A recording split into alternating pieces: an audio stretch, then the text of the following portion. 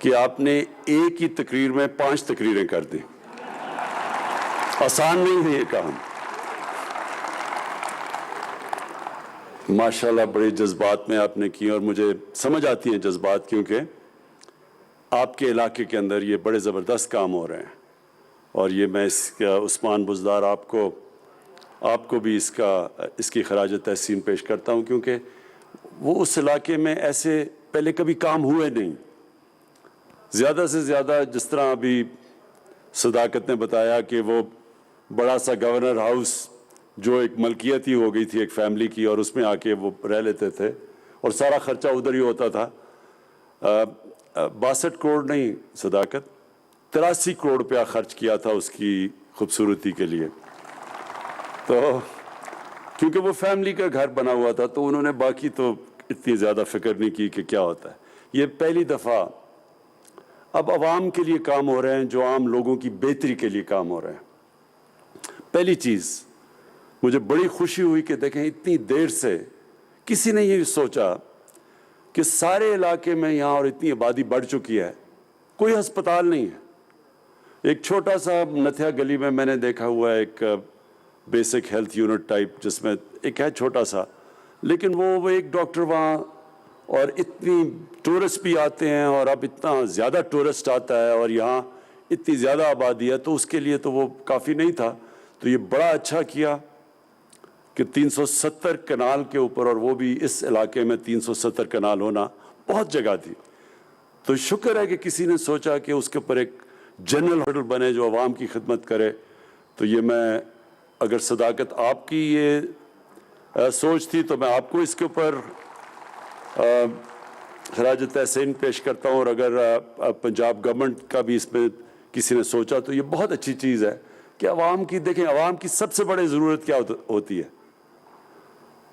ایک حکومت ان کی صحت کا دھیان رکھے، پھر ان کے لیے تعلیم دے، کیونکہ تعلیم سے ہی ایک انسان اوپر آتا ہے. ایک آدمی مزدوری کرتا ہے، اس کی تعلیم نہیں ہوتی، اس کو کتنے ساری دہاڑی میں پیسے ملتے ہیں، اور اسی کو آپ ٹیکنیکل ایجوکیشن دے دیں، اس کو کوئی ہنر سکھا دیں تو وہ زیادہ پیسہ کما سکتا ہے. اور جتنا آپ ایک انسان پہ پیسہ خرچ کرتے ہیں اتنا ہی ویلیو ایڈ کر دیتے ہیں، وہ اور زیادہ اپنی زندگی اوپر لے جا سکتا ہے. اور آج کل تو ٹیکنالوجی کا زمانہ ہے، انفارمیشن ٹیکنالوجی کا.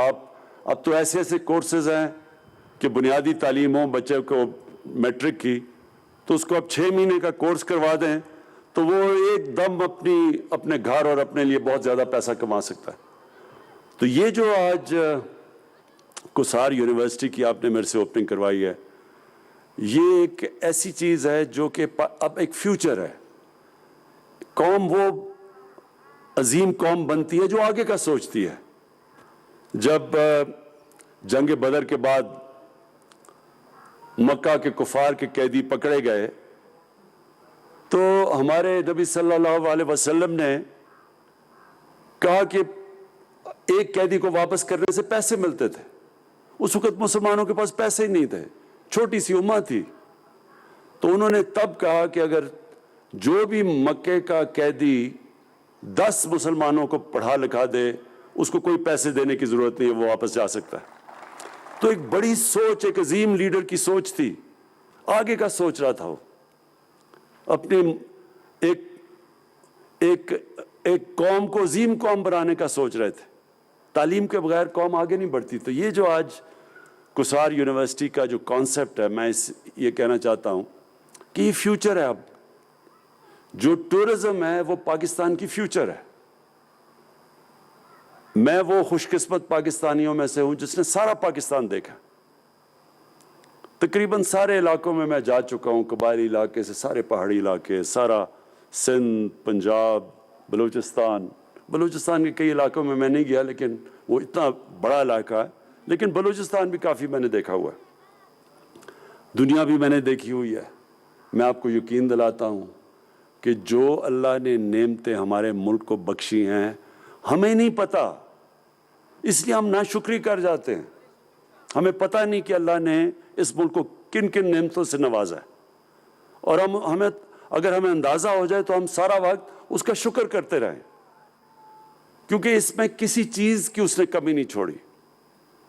جو پاکستان کے اندر جس طرح کی مختلف ٹورزم ہے، وہ اگر صرف ہم ٹورزم کے اوپر زور لگا دیں تو ہم ٹورزم سے اتنا پیسہ کما سکتے ہیں کہ جتنی بھی آج ہماری ایکسپورٹس اور ریمیٹنسز ملا کے اس سے زیادہ ٹورزم سے پیسہ کما سکتے ہیں.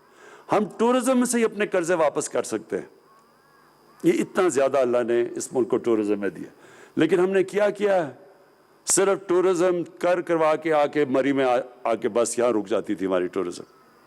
وہ مری کی اتنی زیادہ آبادی، میں جب یہاں بچپن میں آیا کرتا تھا، وہ مری کیا تھا اور آج یہ مری کیا بن گیا، کیونکہ اس کے علاوہ کوئی اور ٹورزم سپاٹس ڈیولپ ہی نہیں کیا.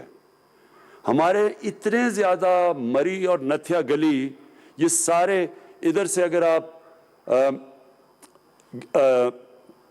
پختونخوا کی طرف بھی جائیں اور آپ گلگت کی طرف بھی جائیں، یہ جو سارا اس علاقے کے اندر اتنے زیادہ مری اور نتھیا گلی بن سکتے ہیں، لیکن کسی نے سوچا ہی نہیں. کہ جو آتا تھا یہ نتھیا گلی اور گورنر ہاؤس، یا وہ زیادہ سے زیادہ نتھیا گلی گیا اور ادھر کا گورنر ہاؤس. کسی نے تو دیکھا ہی نہیں ہے اس ملک میں کس کس طرح کے ہمارے پاس علاقے تھے. تو اب یہ پاکستان بدلنے والا ہے. یہ سارے علاقے اب ڈیولپ ہوں گے، کیونکہ ہماری جو ٹورزم ہے وہ پچھلے 4-5 سال میں ہر سال دگنی ہو رہی ہے ٹورزم. ابھی باہر سے لوگ نہیں آ رہے، اندر سے ہی پاکستان کی ٹورزم تیزی سے بڑھتی جا رہی ہے. اور اس کی وجہ کیا ہے؟ Mobile phone. جو بھی کہیں جاتا ہے وہ موبائل کی تصویر لے لیتا ہے اپنی، وہ جب وہ اپنی فیس بک پہ لگاتا ہے، لوگ دیکھتے ہیں، لوگ سارے ادھر پہنچ جاتے ہیں. تو یہاں تو یہ سارا علاقہ کھلنے لگا ہے، اور ٹورزم ایک فیوچر ہے پاکستان کا. میں پھر سے کہہ رہا ہوں، صرف ہم ٹورزم ڈیولپ کر لیں، ہم اپنے بیرونی ملک کے قرضے واپس کر سکتے ہیں. اور اس کے لیے یہ بہت ضروری تھا کہ اب تک ٹورزم کی ہمیں سمجھ ہی نہیں ہے. میں پھر سے مثال دیتا ہوں سوئٹزرلینڈ کی. ہمارا جو ناردرن ایریاز ہیں اس کا آدھا ہے سوئٹزرلینڈ، اور اس سے بہت کم خوبصورتی ہے سوئٹزرلینڈ میں ہمارے ناردرن ایریاز کے مقابلے میں. کیونکہ ہمارے ناردرن ایریاز میں تو آدھے دنیا کے جو 10-12 سب سے اونچے پہاڑ ہیں، آدھے تو ناردرن ایریاز میں ہمارے. تو سوئٹزرلینڈ صرف اس لیے کہ انہوں نے ٹورزم کو ڈیولپ کیا ہے، ٹورزم کو سائنس بنایا ہے. وہاں اس طرح کی جو ہاسپٹیلٹی، جو ٹورزم کے لیے کورسز ہوتے ہیں، جو آج کوسار یونیورسٹی آپ یہ شروع کر رہے ہیں، اس طرح کے کورسز ہیں وہاں. وہ سمجھتے ہیں ٹورزم کو. تو وہ ٹورزم سے اب ذرا یہ سن لیں، یا وہ $60 ارب کماتے ہیں یا $80 ارب کماتے ہیں. سوچے 60 یا 80 ارب ڈالر وہ علاقہ کماتا ہے جو آدھا ہے ہمارے ناردرن ایریاز کے مقابلے میں، کیونکہ انہوں نے ٹورزم کو ڈیولپ کیا ہے. ہم نے ابھی ڈیولپ ہی نہیں کی ٹورزم. نہ ہمیں اندازہ ہے، نہ یہ ہاسپٹیلٹی میں لوگوں کو پتہ ہے کہ جب ایک ٹورسٹ آتا ہے اس کو کیسے آپ نے رکھنا ہے، ہوٹلز میں کیسے، یہ جو پوری سائنس ہے یہ. تو یہ بڑا اچھا قدم لیا آج پنجاب گورنمنٹ نے اس علاقے کو، جو صرف اب تک جس طرح صداقت عباسی نے بالکل ٹھیک کہا کہ وزیر اور بڑے بڑے لوگ آ کے یہاں مفت ٹھہرتے تھے اور ان کے لیے کروڑ روپیہ خرچ ہوتا تھا ٹیکس پیئر کا. آج اسی کو آپ نے ایک کوسار یونیورسٹی میں کنورٹ کر دیا ہے. اور یہ ادھر سے اب یہ نوجوانوں کو ایسا روزگار ملے گا، بلکہ روزگار ہی نہیں ملے گا، آپ اپنی ٹورزم کے لیے چھوٹے چھوٹے گیسٹ ہاؤسز بنا سکیں گے. اور یہ سارا علاقہ اور یہ جو بڑی مجھے خوشی ہوئی کہ آپ یہ جو کنیکٹ کر رہے ہیں ٹورزم ٹریل کوٹلی ستیان تک، اور وہ نیچے یہ بھی بڑا اچھا ایک، کیونکہ آپ ادھر سے پریشر اتاریں گے، نہیں تو سارے لوگ بس یہاں پہنچ جاتے ہیں مری میں. مری اور برداشت نہیں کر سکتا اتنا، یہاں اور ٹورسٹ نہیں آ سکتا. یا جتنی زیادہ پبلک آ جاتی ہے وہ تو چلنے کی جگہ نہیں ہوتی یہاں. اس لیے ضرورت یہ ہے کہ اور ہم ٹورزم کے ڈیسٹینیشن سپاٹس کھولیں. جیسے آپ کوٹلی ستیاں ادھر بھی میں نے دیکھے ہیں، بڑے خوبصورت علاقے ہیں، ادھر بھی ہم کھول سکتے ہیں. اور ادھر سے جب ہم شمال کی طرف جائیں گے، آپ ادھر دیکھیں گے کہ ادھر بھی سارا ناردرن ایریاز یا سارا یہ جو پختونخوا جو سارا بیچ میں آتا ہے چترال تک، ہر جگہ کے اندر ہم زبردست اس طرح کی جگہ بنا سکتے ہیں تاکہ ہمارا ٹورزم صرف ایک ہی جگہ نہ آئے، سارے علاقے میں جائے۔ اور اب ہم سڑکیں بھی بنا رہے ہیں، سوات موٹر وے بن گیا، اس سے سارا کھل گیا، وہ سوات سے لے کے پورا آگے تک، اور اب وہ تقریباً چترال تک چلا جائیں گا، لوگوں کے لیے آسانیاں ہو جائیں گی، وہ سب علاقہ اب کھل جائے گا، تو جس سے سب سے بڑی چیز کہ مقامی لوگوں کا فائدہ ہوگا۔ جو لوگوں کو روزگار لینے کے لیے شہروں میں جانا پڑتا ہے، اب ان علاقوں کے اندر ان کے لیے آسانی ہوگی روزگار لینے کے لیے، بلکہ ٹورزم بھی فائدہ ہوگا، اس علاقے کو بھی فائدہ ہوگا، اور سب سے بڑا روزگار لینے کے لیے مقامی لوگوں کو فائدہ ہوگا۔ اور آخر میں جو کہنا چاہتا ہوں وہ یہ کہ جو آپ نے صداقت بات کی کہ عمران اکنامکس، وہ اکنامکس عمران خان نے اکنامکس نہیں بنائی، وہ ہمارے نبی صلی اللہ علیہ وسلم نے مدینہ کی ریاست میں بنائی تھی۔ اور وہ تھی کیا؟ انہوں نے یہ ثابت کیا کہ اگر آپ اپنے کمزور اور غریب طبقے کو اوپر اٹھا دیں تو قوم اوپر اٹھ جاتی ہے۔ انہوں نے یہ چیز ثابت کی تھی۔ پہلی دفعہ دنیا میں فلاحی ریاست بنائی گئی تھی، ریاست نے ذمہ داری لی تھی اپنے کمزور اور غریب طبقے کی، اور جب یہ ریاست کرتی ہے، اپنے کمزور اور غریب طبقے کی مدد کرتی ہے، تو اللہ کی برکت آتی ہے اس قوم کے اوپر۔ پھر اللہ، سب کامیابی تو اللہ کی طرف سے، اور عزت اور انسان کو خوشی تو اللہ کی طرف سے ملتی ہے۔ تو جو قوم جس میں احساس ہوتا ہے اپنے کمزور طبقے کی، اللہ کی برکت آتی ہے اس قوم پہ۔ جتنی میں نے دنیا دیکھی ہے، جو دنیا میں سب سے خوشحال ملک میں نے دیکھے ہیں، اسکینڈینیویا ایک علاقہ ہے جو سارا ناروے، سویڈن اور ڈنمارک، جتنے بھی دنیا کے خوشحال علاقے ہیں، ان سارے علاقوں کے اندر ایک چیز سب سے زیادہ نمایاں ہے، وہ اپنے لوگوں کی بنیادی ضروریات پوری کرتے ہیں۔ انہوں نے سب سے زیادہ زور لگایا اپنے ملک میں غربت کم کرنے کے لیے، اس لیے وہ خوشحال ہیں۔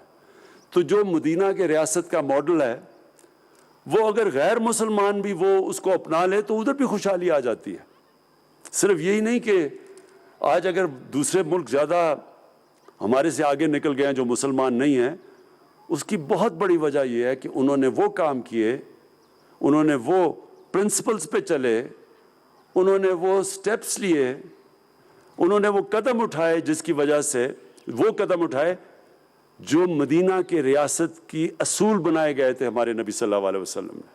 تو جو قوم ان اصولوں پہ چلے گی وہ اوپر آ جائے گی۔ تو مجھے جو آخر میں جو کہنا چاہتا ہوں، سب سے زیادہ خوشی یہ تھی کہ جب پختونخوا میں ہماری حکومت آئی 2013 میں، تو بہت برا حال تھا، کیونکہ وار آن ٹیرر کی وجہ سے تباہی مچی ہوئی تھی وہاں۔ پولیس کا بہت برا حال تھا، کیونکہ وہ ڈائریکٹ اٹیکس کیے جا رہے تھے، بڑے کوئی 500 پولیس والوں نے قربانیاں دی تھیں، شہادتیں دی تھیں۔